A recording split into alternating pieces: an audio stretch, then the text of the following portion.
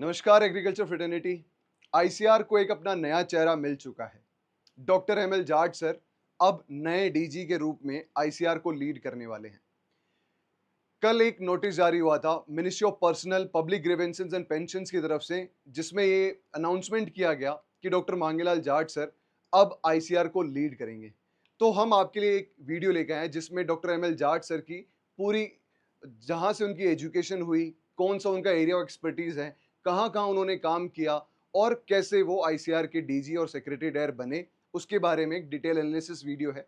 तो इस वीडियो में हम complete information doctor ML Jat sir के बारे में जानेंगे। तो शुरू करते हैं उनकी एजुकेशन और अर्ली लाइफ से। डॉक्टर एमएल जाट सर 1971 में पचकोड़िया गांव में उनका जन्म हुआ, जो कि जयपुर डिस्ट्रिक्ट में है, राजस्थान, इंडिया में। बेसिकली उन्होंने BSc agriculture Jobner agriculture university, जिसको हम बोलते हैं एसकेएन कॉलेज ऑफ एग्रीकल्चर जोबनेर, वहां से कंप्लीट करी 1993 में। उसके बाद में उन्होंने एमएससी एग्रीकल्चर एग्रोनॉमी में ली, सस्य विज्ञान में उन्होंने अपनी एमएससी कंप्लीट करी 1996 में। और उसके बाद वो आईआरआई आए। आईआरआई में उन्होंने पीएचडी करी, और पीएचडी में जो उनका टॉपिक था वो moisture conservation in pearl millet, जो ड्राईलैंड एरियाज में मॉइस्चर कंजर्वेशन कैसे किया जा सकता है, उस पर उन्होंने काम किया। उसके बाद में यहाँ सेक्रेटरी डेयर और डीजी आईसीआर बनने से पहले उनकी जो प्रायर अपॉइंटमेंट थी वो थी as an DDG, deputy director general research, director of the global research programme at ICRISAT, जो resilient farm and food systems को, जो उस प्रोग्राम में ये काम कर रहे थे एज ए डीडीजी। और अब हम जानेंगे कि डॉक्टर एमएल जाट सर की एज एन अकेडमिक जर्नी कैसी रही। शुरुआत से आज तक उन्होंने 25 साल एग्रीकल्चर सिस्टम्स को दिए हैं। तो सबसे पहले उन्होंने शुरू किया था 1998 में, जब वो साइंटिस्ट बने। और साइंटिस्ट वहाँ जहाँ इनकी प्लेसमेंट हुई, जहाँ ये पहली बार जॉब करने गए, वो थी मोदीपुरम। आप देख सकते हैं मोदीपुरम में सबसे पहले क्रॉपिंग सिस्टम रिसर्च पे उन्होंने काम करना शुरू किया। उसके बाद में सीनियर साइंटिस्ट डायरेक्टरेट ऑफ मेज रिसर्च, जो कि न्यू दिल्ली में है, वहाँ उन्होंने ज्वाइन किया। उसके बाद में एफएओ मिशन टू भूटान, उसमें भी उन्होंने कॉन्ट्रीब्यूशन दिए 2009 में। उसके बाद में हब मैनेजर के जैसे काम किया उन्होंने हरियाणा में, जहाँ सीरियल सिस्टम्स इनिशिएटिव के लिए काम किया साउथ एशिया के लिए, इर्री और सिमिट में। 2009 और 10 की बात है ये।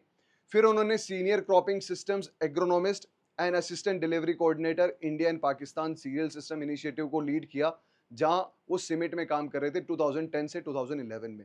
उसके बाद senior cropping system agronomist delivery coordinator, उसके बाद सीनियर क्रॉपिंग सिस्टम्स सिमिट में उन्होंने काम किया। उसके बाद principal scientist and sustainable intensification strategy leader Asia and North Africa के लिए उन्होंने काम किया। उसके बाद जैसे अभी हमारा पहले डिस्कशन हो चुका था कि DDG research and director of global research program ICRISAT में वो थे।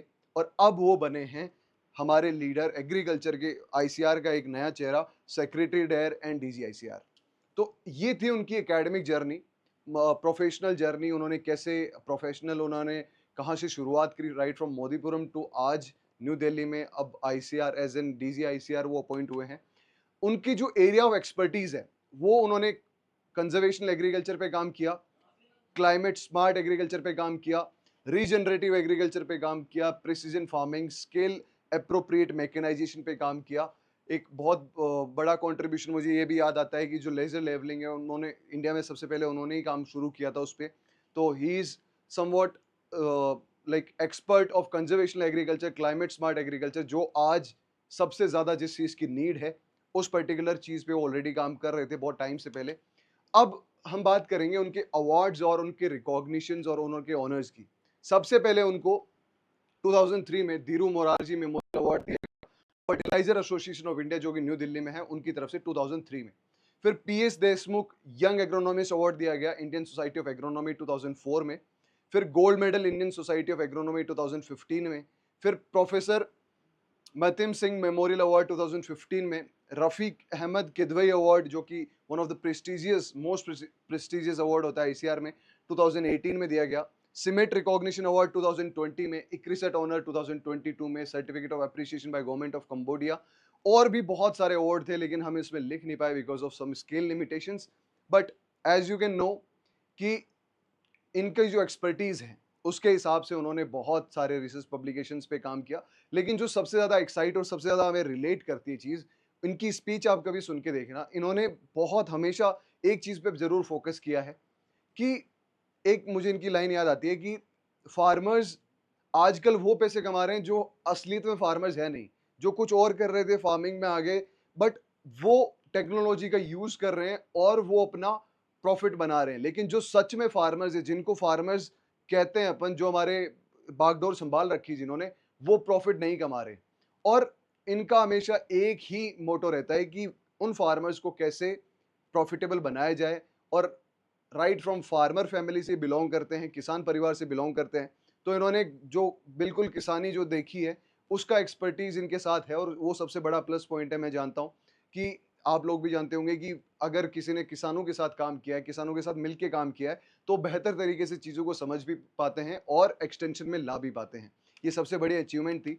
और अब हमें इन एमएल जाट सर से बहुत सारी एक्सपेक्टेशंस हैं in terms of farmers, in terms of research and education, और भी बहुत कुछ जो हमें लगता है कि ये पूरी करेंगे। और जितनी इनकी एरिया ऑफ एक्सपर्टीज है उसके हिसाब से एक परफेक्ट वेल डिजर्व्ड कैंडिडेट इन्होंने चुना आईसीआर ने। We thank ICAR for that.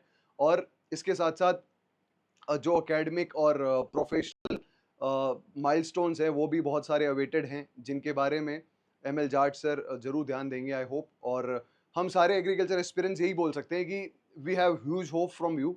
और उस होप को बनाए रखना और उस होप को कंप्लीट करना, we totally believe and we totally have faith in you. So इसी के साथ आई होप कि इस वीडियो में आपको जानकारी मिली होगी।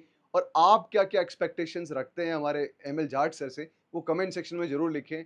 कि एग्रीकल्चर में नेक्स्ट 3 साल में, क्योंकि इनकी अपॉइंटमेंट 3 साल के लिए हुई है, तो नेक्स्ट 3 साल में आप क्या क्या बड़े माइलस्टोन्स देखना चाहते हो फ्रॉम दिस ह्यूज पर्सनैलिटी, वो आप कमेंट सेक्शन में जरूर लिखें। और नए एग्रीकल्चर स्टूडेंट्स को ये सारा कुछ पता चले, उसके लिए इस वीडियो को जो ज़्यादा से ज़्यादा शेयर करें। और अभी तक अगर आपने आईआरए वाला को नहीं सब्सक्राइब किया है, तो go hit and like that subscribe button, so that you guys can be aware of these kind of informative videos. With this, thank you so much.